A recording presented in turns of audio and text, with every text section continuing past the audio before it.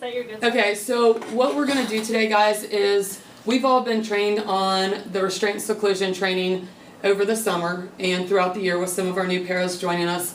But we've been asked to go over some of the details to make sure that we are in compliance with all of the rules with restraint and seclusion training. What we see mostly here is restraints when we have them out of the two.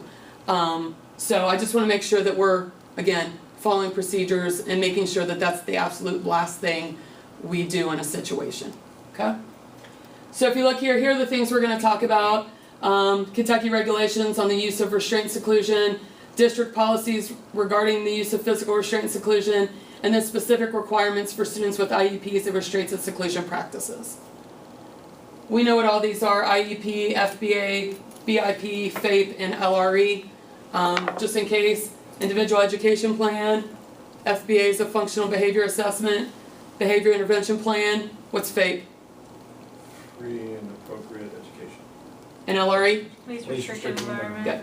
So one that you should, all ones that you should know. Here's what the Kentucky Department of Education says. We all have copies of this. We have to worry about that as administrators more so than you all do. I mean, yes, you have to be in compliance, but this is for us to deal with more than you all. But you should all have a copy of those hopefully in your room. And then our Boone County Board of Education plan, we have this as well. All have copies of this in our rooms. This is actually printed on one of the documents that we send to the parents when we have to do a restraint, and it's listed there. All right, so we don't have to worry about this. Use of physical restraint, seclusion in public schools. This is the KRS, or KAR, sorry, and KRS. Talks about the authority to, how to say that? Yeah, anyway. This is, we won't read through it, we'll just do that. But this talks about when we need to use it. And what we need to make sure is that we make sure that this is the absolute last resort. So if we look here, de-escalation, I know that we focus on this a lot, even before our students are even close to this. I saw that in the room today when I was up there for lunch today, where we just had a student go over and sit down for a few minutes and watch an iPad to kind of calm down, okay? Also, so that's de-escalation there. Mitigate and diffuse dangerous behavior of a student. Reduce the imminent danger of physical harm to self and others. So again, I know that we do this quite often in the FMD realm. And you all do a very good job of that and try to, you know,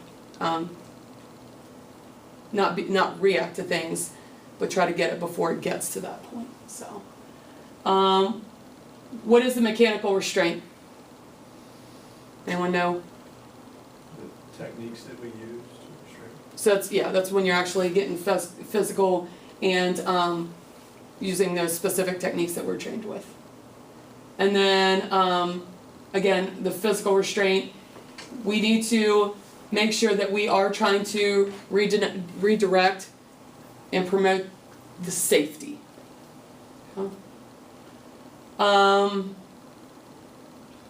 Prone positions, those are when students are face down. We've all talked about this in our restraint training. We need to make sure that our students are not face down. There have been a couple of lawsuits where students have choked, students have suffocated. So, you know, we need to make sure that they are face up, okay? Supine restraint,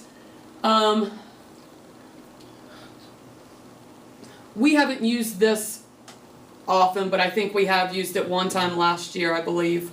Mm-hmm. So we try not to use this either if we don't have to, but sometimes we have to given the situation. So if we have a student that's really out of control, we have to get to this point. But again, we try to get out of that as soon as possible. Same thing with the prone position. If a student is face down and we're just trying to get them to calm down, we have got to get them flipped over as soon as possible. And again, we need someone there talking to them calmly to try to get them to calm down as well.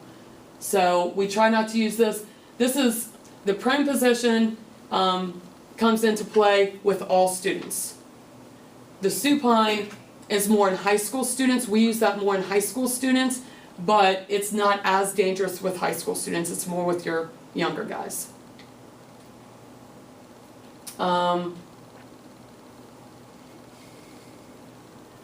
It says that physical restraints can be used in the public education classroom for something like a punishment. Of course, we don't want to ever restrain someone just for a punishment.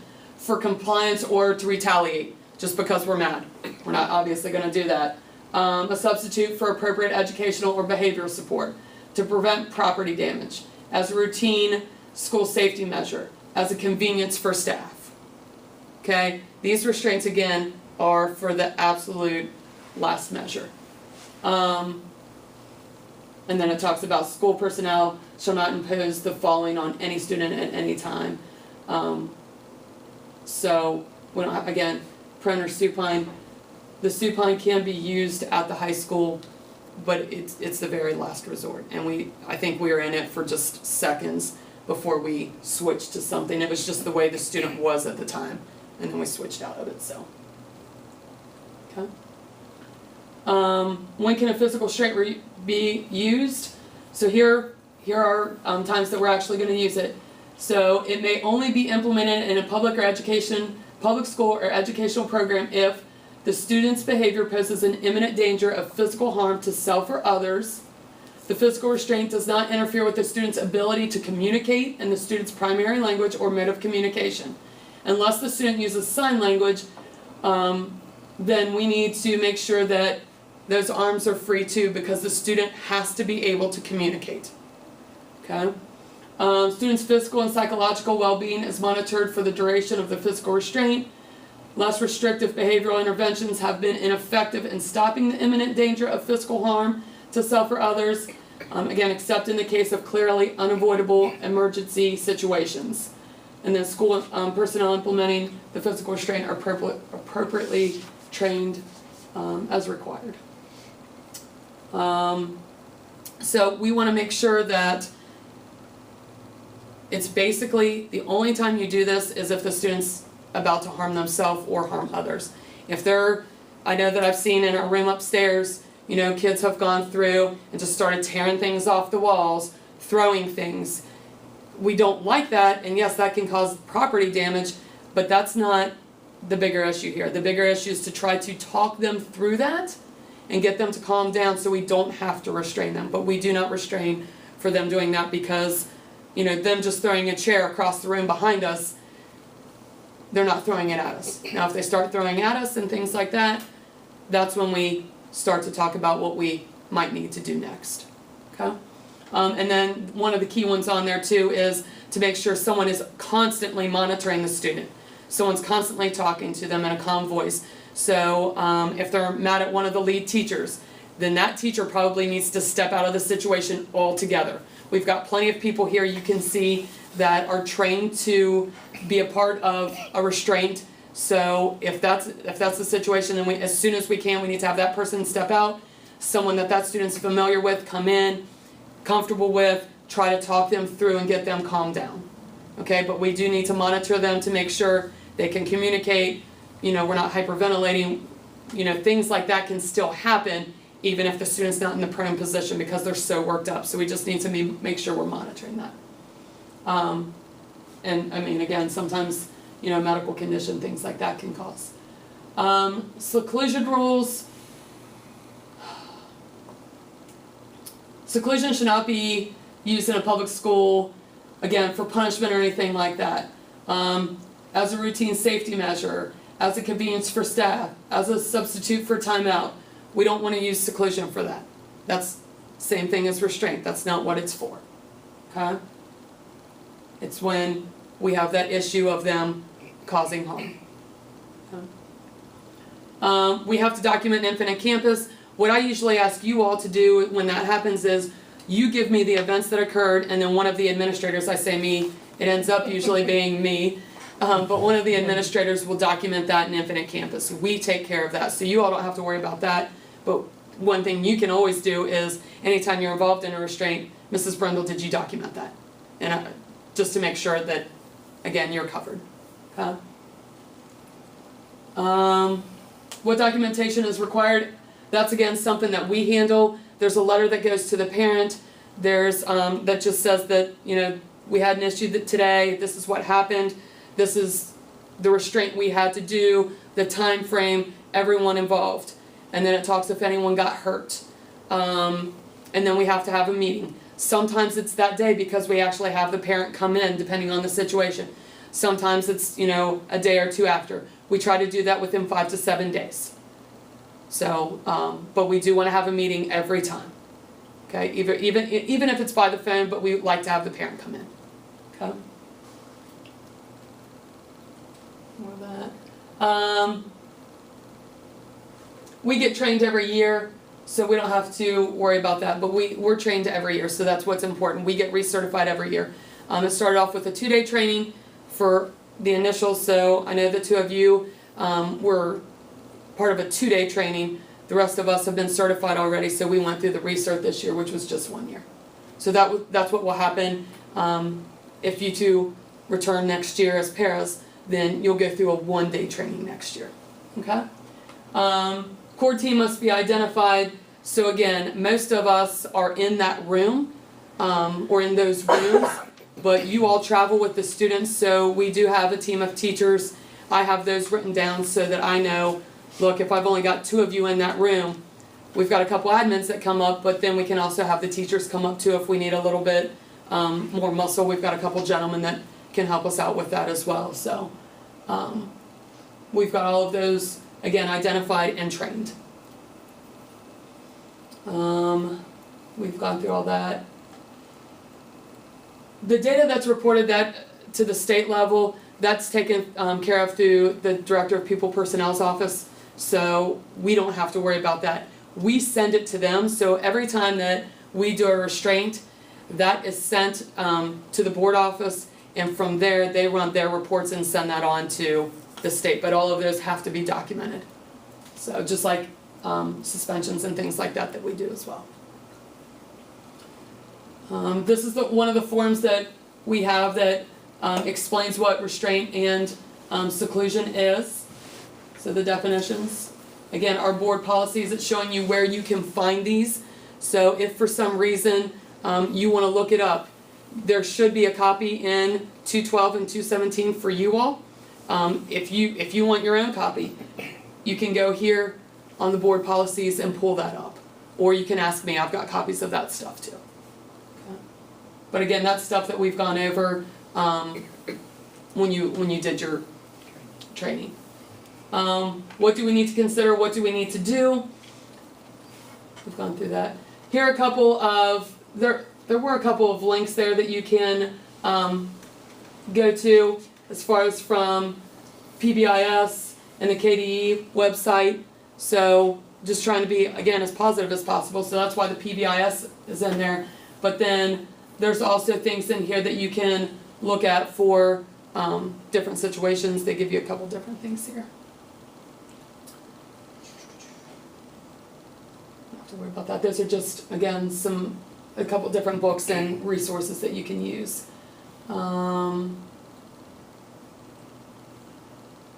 Some other things, again, for resources. Policies listed have.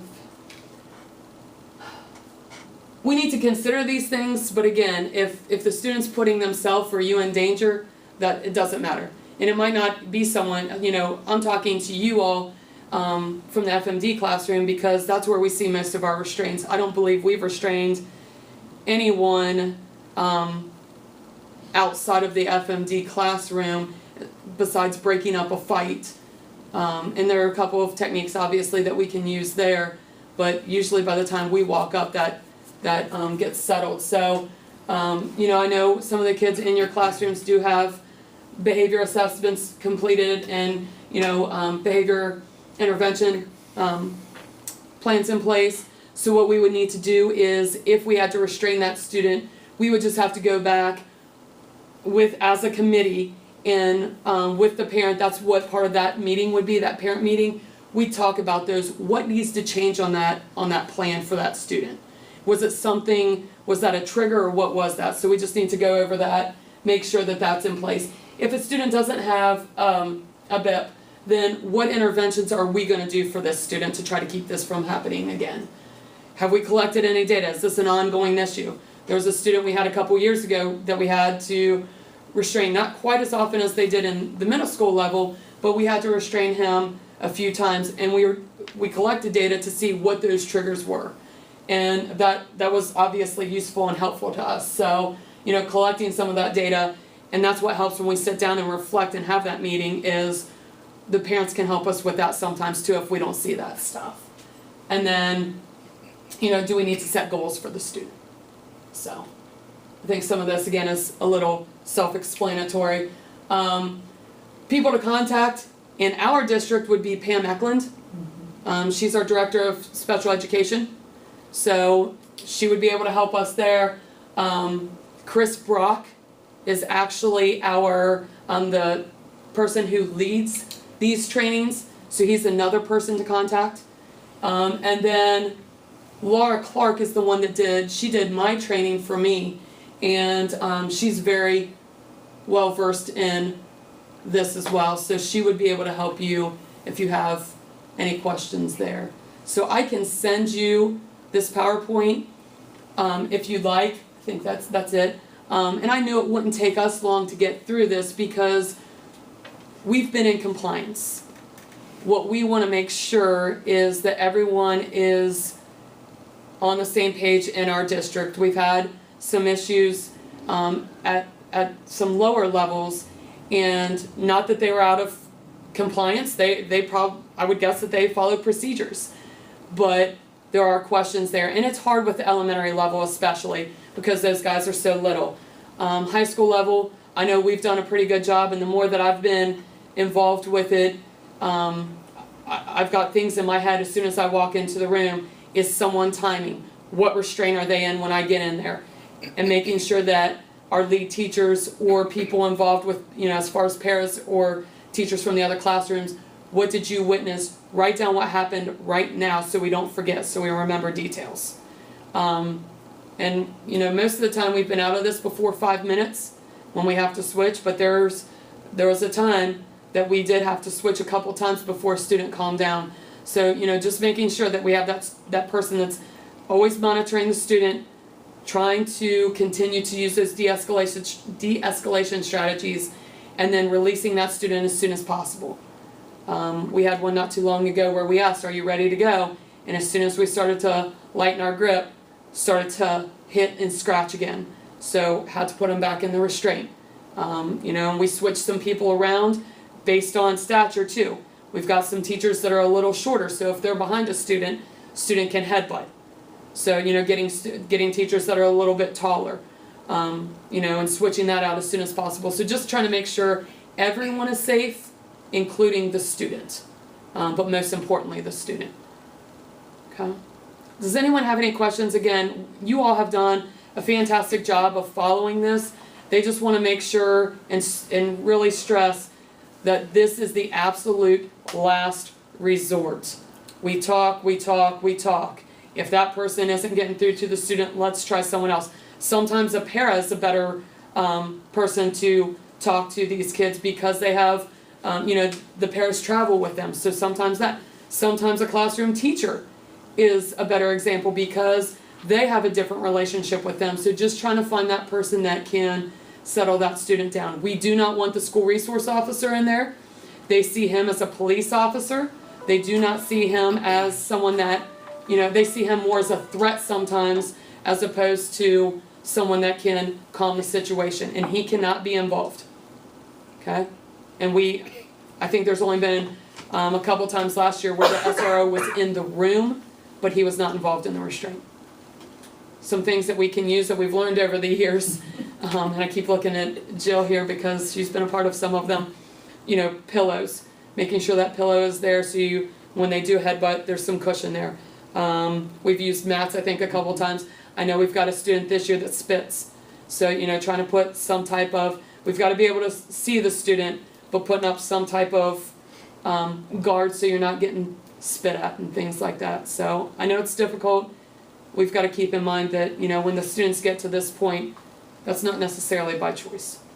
So just staying calm and trying to get through the situation. Questions? Okay. Thank you guys for giving me your time.